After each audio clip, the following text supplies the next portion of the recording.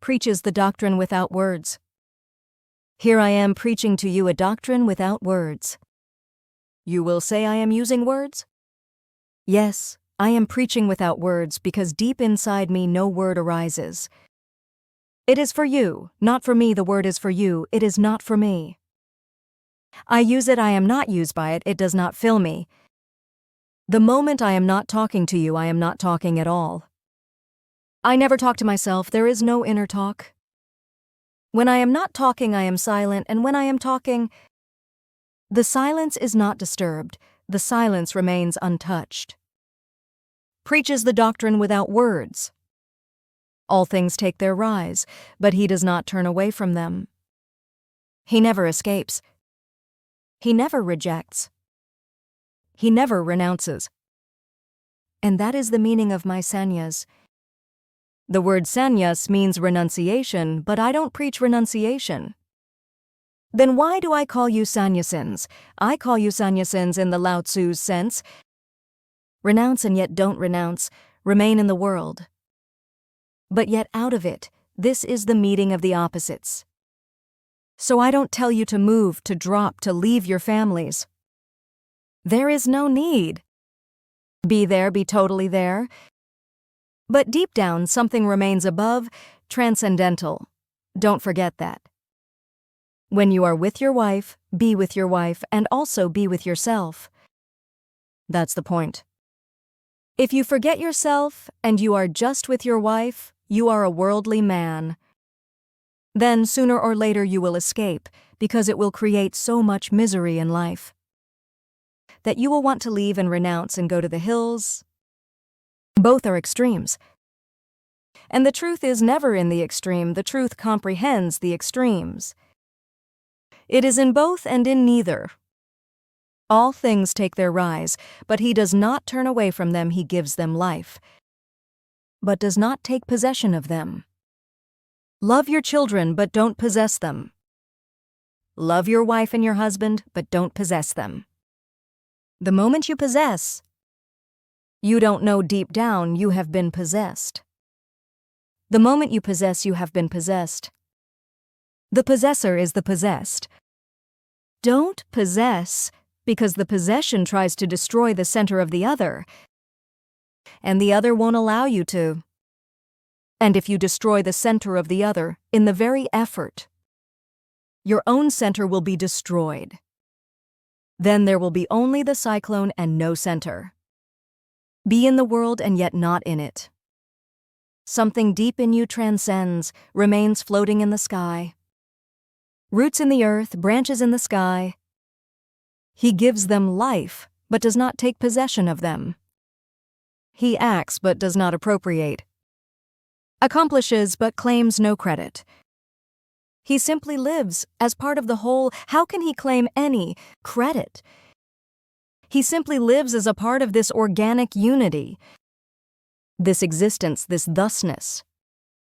He is part of it. How can he claim? How can a wave claim anything? The wave is just a part of the ocean. He acts but does not appropriate, accomplishes but claims no credit. It is because he lays claim to no credit that the credit cannot be taken away from him. This is the absurd logic of Lao Tzu. He is absolutely logical, but he has a logic of his own. He says, it is because he lays claim to no credit that the credit cannot be taken away from him. If you claim, the claim can be disproved. If you don't claim, how can the claim which has not been claimed at all be disproved? If you try to be somebody in the world, maybe it can be proved that you are nobody. It will be proved because everybody is trying to be somebody, and everybody is a competitor in that claim. But if you don't claim, you remain a nobody. How can this be disproved? In your nobodiness, you become somebody, and nobody can disprove it, and nobody can compete with it. If you try to be victorious, you will be defeated. Ask the Alexanders and the Napoleons and the Hitlers. If you try to be victorious, you will be defeated. Lao Tzu says, don't try to be victorious, then nobody can defeat you. A very subtle logic, the logic of life itself. Don't claim. And your claim is absolutely fulfilled. Don't try to be victorious. And your victory is absolute. Don't try, just be, and all that you can try for will come to you by itself, on its own accord. A man who has not asked for anything, who has not been trying to be successful in any way, who has not been striving for any ambition to be fulfilled, suddenly finds that all is fulfilled. Life itself comes to him to share its secrets, to share its riches. Because a man who remains without claim becomes emptiness into that emptiness.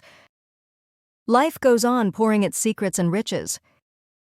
Life abhors a vacuum. If you become empty, everything will come on its own accord. Trying, you will fail. Non-trying, success is absolutely certain. I am not saying that if you want to be successful, don't try. No, I am not saying that. It is not a result, it is a consequence. And you have to understand the difference between a result and a consequence. When you listen to Lao Tzu or to me, of course you understand the logic that if you try to be victorious, you will be defeated because there are millions of competitors. How can you succeed in this competitive world? Nobody ever succeeds. Everybody fails. And everybody fails absolutely. There is no exception. And then Lao Tzu says that if you don't try to succeed, you will succeed. Your mind becomes greedy and your mind says, that's right. So this is the way to succeed. I will not claim. I will not be ambitious so that my ambition can be fulfilled. Now this is asking for a result. You remain the same. You have missed Lao Tzu completely. Lao Tzu is saying that if you really remain without any claim, without asking for any credit, fame, name, success, ambition, then as a consequence, success is there, victory is there. The whole existence pours down into your emptiness. You are fulfilled. This is a consequence, not a result. A result is when you desire it. A consequence is when you were not even thinking about it. There was no desire, no thinking about it. It happens as part of the inner law of existence. That law is called Tao. It is because he lays claim to no credit, that the credit cannot be taken away from him. Understand Lao Tzu. And understand your inner greed, because the greed can say, it happens every day, almost every day people come to me and I tell them, meditate, but don't ask for results. They say, if we don't ask for results, will they happen? I say, yes, they will happen, but don't ask for them. So they say, okay. Then after a few days they come.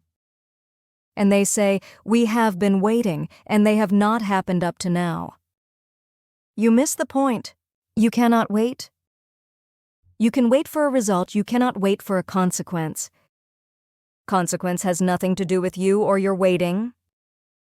It is part of the innermost law. It happens on its own accord. You are not even needed to wait, because even in the waiting, the desire. And if the desire is there, the consequence will never happen. Don't desire it and it happens. Don't ask and it is given. Jesus says, ask and it shall be given. Knock and the door shall be opened. Lao Tzu says, ask not and it shall be given. Knock not and the door has always remained open. Just look. And I say to you, Lao Tzu goes the deepest anybody has ever gone. Lao Tzu is the greatest key. If you understand him, he is the master key. You can open all the locks that exist in life and existence. Try to understand him. It will be easy for you. If you don't ask for any results out of the understanding, just enjoy the understanding. Just enjoy the fact that you are on a journey with this old guy. This old guy is beautiful, not against ugliness. This old guy is wise. Not against stupidity. This old guy is enlightened. Not against unenlightenment or unenlightened persons. This old guy is total. You exist in him, and Buddhas also exist in him. he is both. And if you can understand him, nothing is left to be understood. You can forget Mahavira's, Buddha's, Krishna's, Lao Tzu alone is enough. He is the master key.